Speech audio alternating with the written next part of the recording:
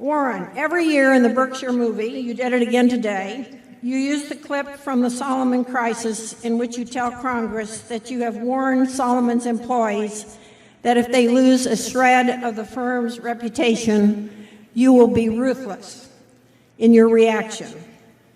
Clearly, Goldman Sachs has lost reputation because of the SEC's action.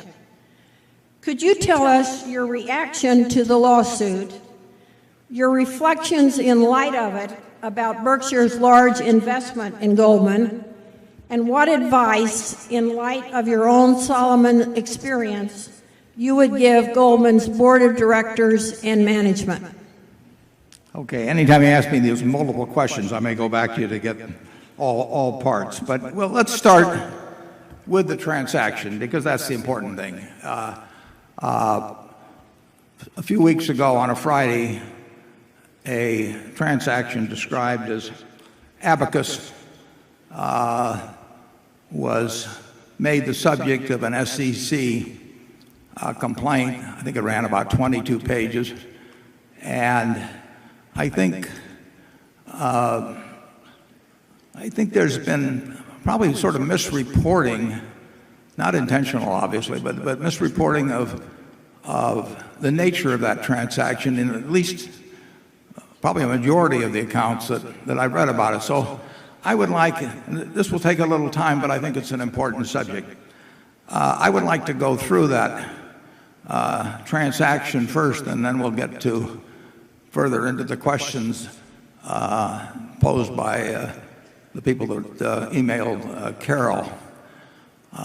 The transaction, the abacus transaction, there were 4 losers in, but we're going to focus on 2 of them. Goldman itself was a loser. They didn't intend to be a loser, I'm sure. They couldn't sell the piece, a piece of the transaction, and they kept it, and I think they lost $90 or $100 million because they kept it. But the main loser, in terms of actual cash out, was a very large bank in Europe named ABN AMRO, which subsequently became part of the Royal Bank of Scotland. Now, what did ABN AMRO, why did they lose money? They lost money because they, in effect, guaranteed the credit of another company, ACA. ABN AMRO was in the business of judging credits, deciding what credits they would accept themselves, what credits they would guarantee. And in effect, they did something in the insurance world called fronting a transaction, which really means guaranteeing the credit of another party. We have done that many times at Berkshire. We get paid for it. And people do not want the credit of the XYZ insurance company, but they say they'll take a policy from XYZ if we guarantee it. And Berkshire has made a lot of money guaranteeing things over the years. And Charlie can remember back to the early 1970s when we ran into some very dishonest people, and we lost money, and we lost a fair amount of money at that time because we guaranteed the credit of somebody that was turned out to be not so good. It happened to be some syndicates at Lloyd's of all things, but they found ways not to pay when our name was on it. So ABN AMRO agreed to guarantee about $900 million of the credit of a company called ACA. They got paid for that, and this is in the SEC complaint. It's not mentioned very often, but they got paid, 17 basis points. That's 0.17%. So they took on a $900 million risk of guaranteeing credit. They got paid about $1.6 million, and the company whose credit they guaranteed went broke, and so they had to pay the $900 million. It's a little hard for me to get terribly sympathetic with the fact that a bank made a dumb credit deal. But let's look at ACA, because they were sort of the nub of the transaction. ACA, and you wouldn't really know this by reading most press accounts, ACA was a bond insurer. Now, they started out as a municipal bond insurer. They guaranteed various credits, and they were like AMBAC, they were like MBIA, they were like FIGIC, they were like FSA, and all of those companies, and we wrote about this a few years ago in the report, All of those companies started out insuring municipal bonds. Some of them started 30 years ago. And there was a big business in insuring municipal bonds. And then the profit margins started getting squeezed in the municipal bond business. So what did they do? Instead of sticking to the business they knew and accepting lower profits, they went out and got into the business of insuring structured credits and all kinds of different other deals. I described their activities a couple years in the annual report as being a little bit like Mae West, who said, I was Snow White, but I drifted. And these bond insurers, and almost all of them did it, these bond insurers drifted in to insuring things they didn't understand quite as well, but where they could make a little more money. ACA did it, MBIA did it, AMBEC did it, FIGIC did it, FSA did it, and they all got into trouble, every one of them.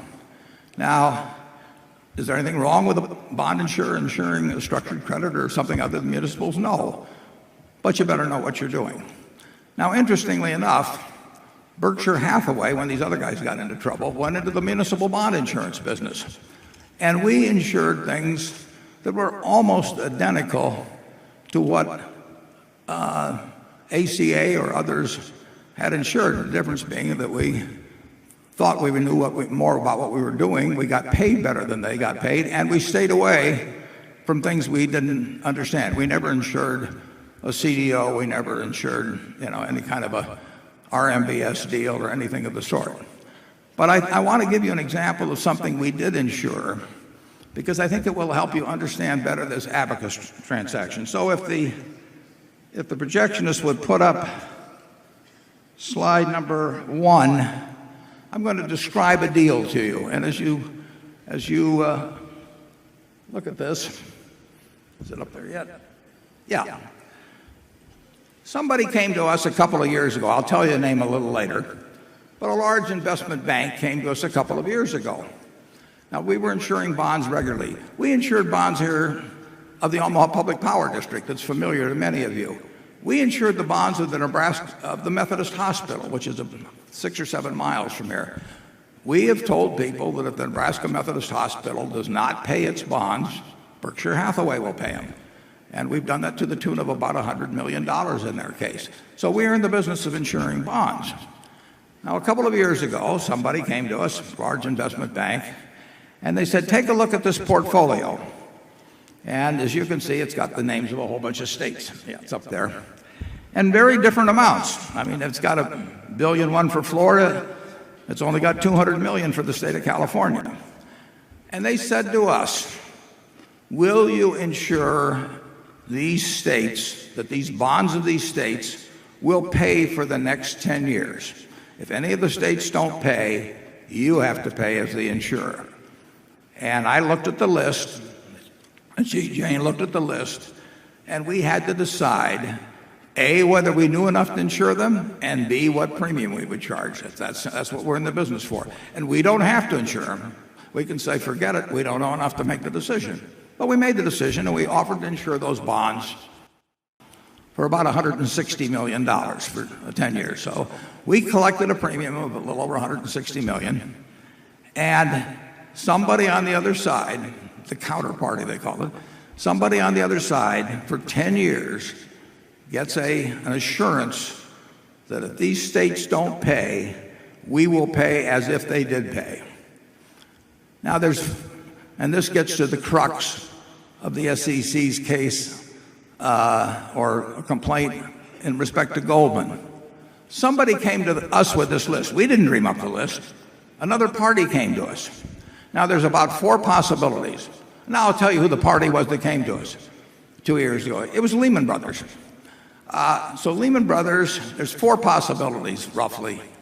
Lehman Brothers might own these bonds and want protection against the credit. They might just be negative on the bond market and in effect be shorting these bonds and using this method as a way of shorting it. They might have a customer that owned these bonds who wanted to buy protection against the credit. Or they might have a customer who was negative on these bonds and was simply wanting to short it. We don't care which scenario exists. It's our job to evaluate the risk of the bonds and to determine the proper premium. If they told me Ben Bernanke was on the other side of the trade, it wouldn't make any difference to me. If I have to care about who's on the other side of the trade, I should not be insuring bonds. They could have told me Charlie was on the other side of the trade. I mean, so in effect, we did with these bonds exactly what ACA did with the bonds that were presented to them. Now, ACA said, with the list of 120 that was presented to them, they said there's about 50 of these that we were willing to insure. And then they went back and negotiated and took on 30 more of them. We could have said, presumably, you know, we don't like Texas that well at $1,150,000,000, and we'd rather have you give us more Floridas or something like that. We didn't do it. We just took the list and submitted. So it was totally the other guy's list that we insured.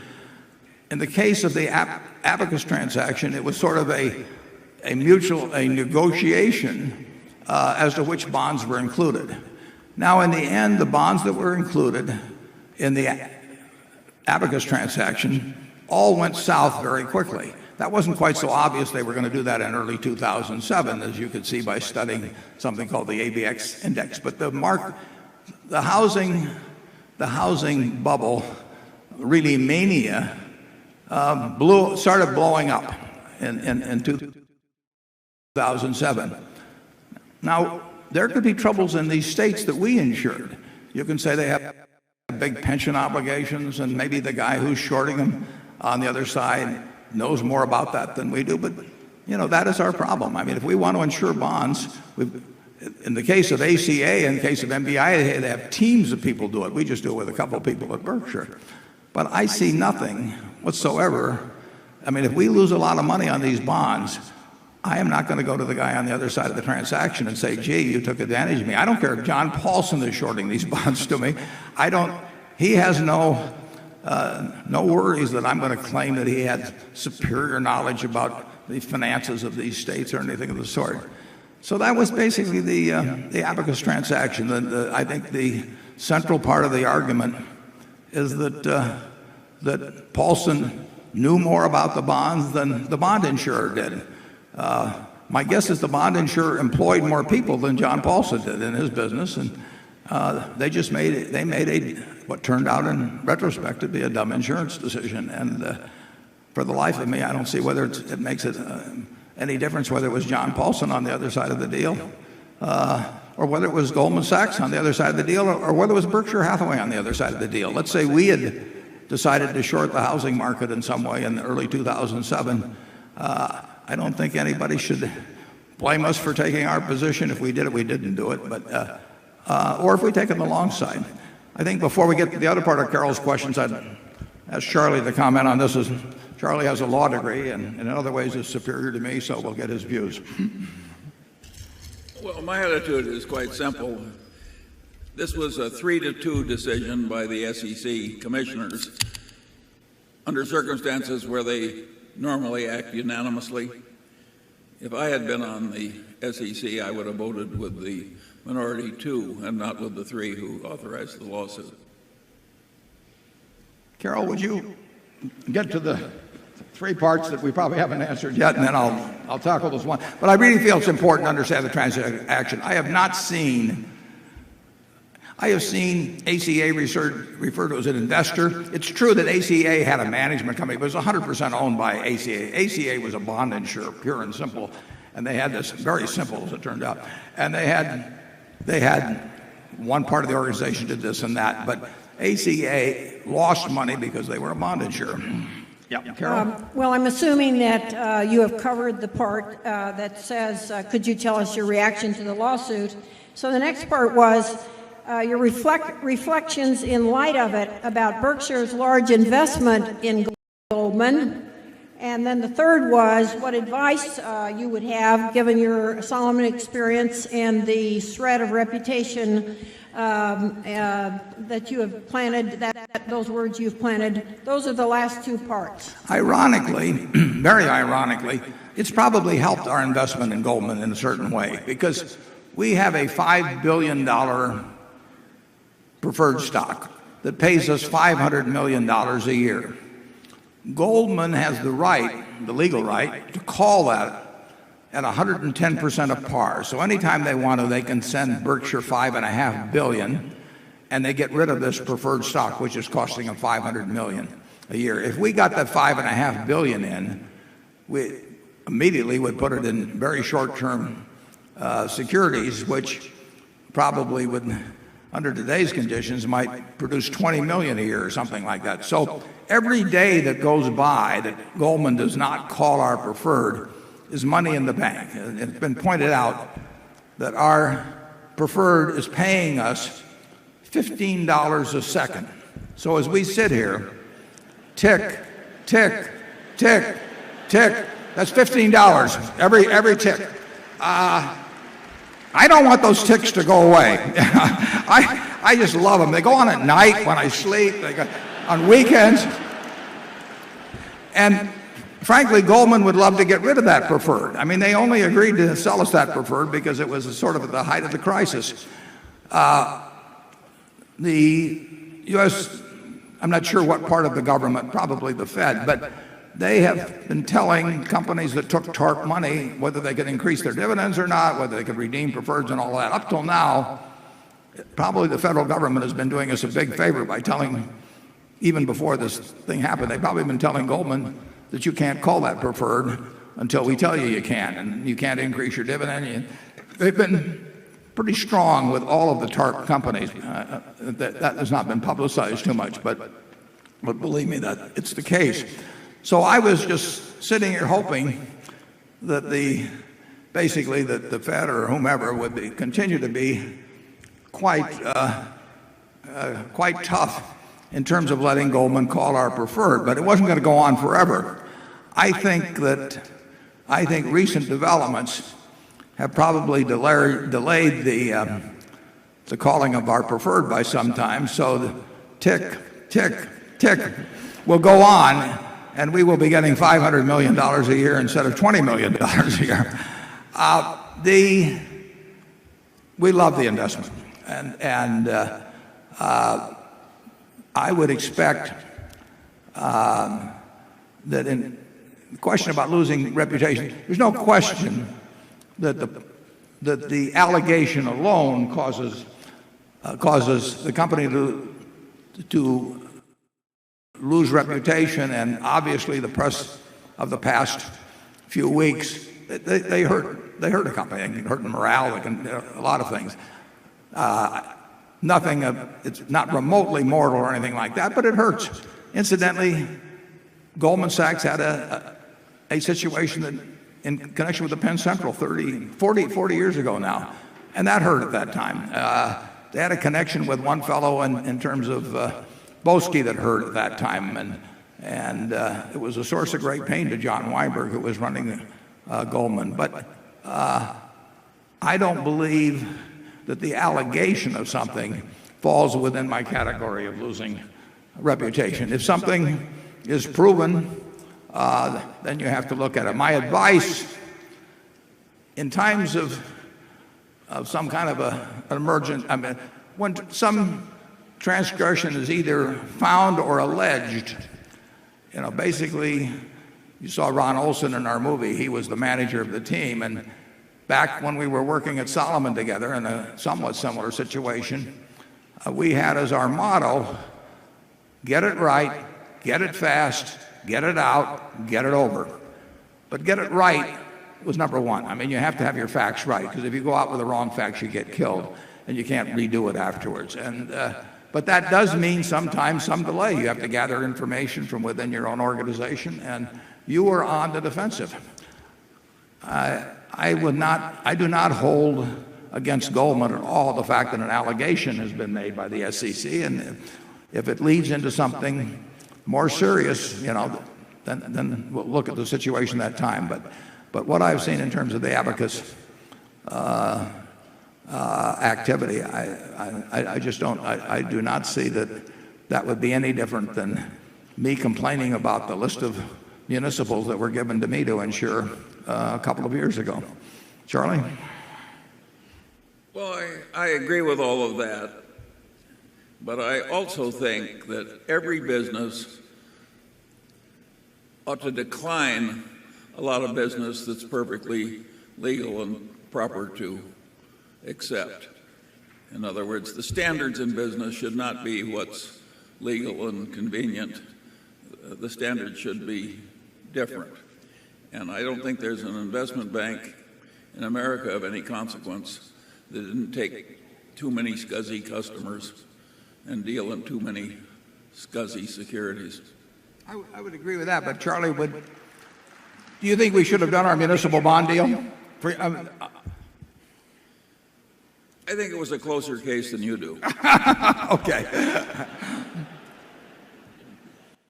We insure probably 40 billion now or something like that of municipal bonds, and we have done very little in the last year, not because of Charlie's views that he just expressed, but basically because the price isn't right, the premiums are wrong, and the reaction of other people when premiums are wrong is to take more risk. And our reaction when premiums are wrong is just to go play golf or something and tell somebody to call us when premiums get right again. I do want to, Charlie and I will give our views on a lot of the activities that have gone on at Wall Street, and we do think plenty has been wrong. I do want to point out, though, that our experience with Goldman goes back 44 years, and during those years, we bought more businesses through them than through any other Wall Street investment bank. We've probably done more financing. They have helped build Berkshire Hathaway, and we trade with them as well. We don't hire them as investment advisors. I mean, they have a big investment advisory business, and our reaction to that is no thanks. We are in the business of making our own decisions. But when we trade with them, they can very well be shorting to us a stock we're buying. They can be buying for their own account some stock we're selling. They do not owe us a divulgence of their position any more than we need to explain to them our reasoning or what we are doing in our position. We are acting there in a non-fiduciary capacity. I mean, and they are operating in a non-fiduciary capacity, in my view, when they are trading with us.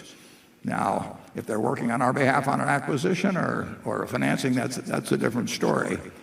But I would say that we have had a lot of very satisfactory transactions with Goldman Sachs, and I don't want to prolong this. I won't do this on any more questions, but I'd like to. Some people here will remember this. I'd like to take you back to the very first bond issue that Charlie and I ever did. This was our maiden voyage back in 1967, I believe. Yeah. And if we could put slide 2 up there, I will direct your attention to this is an offering that was made in 1967. We just bought a department store, and we had a company called Diversified Retailing. Now, Diversified Retailing only owned one retailing operation, but we were sort of imaginative in those days, so we called it Diversified Retailing. And we went out to raise $5.5 million, and Charlie Hyder of Omaha, many of you know, helped me in the financing. And you will notice our tombstone ad there has on the top 2 lines New York Securities and First Nebraska Securities. They were the lead underwriters. And as customary with tombstones, there are a group of underwriters listed below, and they're usually listed in the degree of their participation. In other words, the more that they're involved, the higher up in the list they are, with the lead underwriters on top. And that's been true of every tombstone I've ever seen, except this one.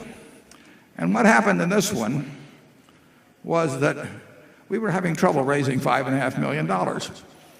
And I called Gus Levy of Goldman Sachs, and I called Al Gordon of Kidder Peabody. Those were 2 of the most prestigious firms in Wall Street at the time, and I said, would you guys help me? We're trying to raise $5.5 million, and there's nobody that wants to give Charlie and me $5.5 million. And the underwriters we've lined up are having trouble getting it done. And both Gus Levy And Al Gordon said to me, Warren, we'll take a big piece. And if you put up slide number 3, you will see the list of underwriters. And Goldman Sachs highlighted and Kidder Peabody highlighted were actually the next largest underwriters, but they were so ashamed of being associated with our dinky little company that they asked us to leave their names off. They wanted to give us money under an assumed name. But they did come through for us. They did come through for us. And believe me, a lot of people weren't coming through for us then. So, I do have a long memory for people that have taken good care of Berkshire over time. And Al Gordon died last year at the age of 107. He worked until he was 104. He was a remarkable man. Gus Levy was a remarkable man. And I thank them for their participation, even though they did want to do it under an assumed name. Okay, we'll go to area number 1, and we'll shorten the answers.